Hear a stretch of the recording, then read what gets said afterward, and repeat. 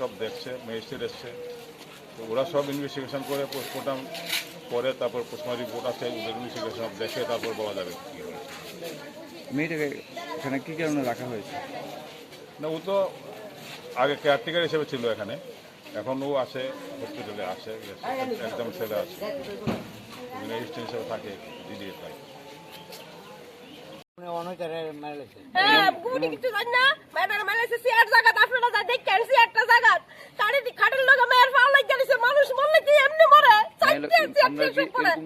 মেয়ের লোক খারাপ কাজ টাজ হয়েছে, এরকম কিছু করছে?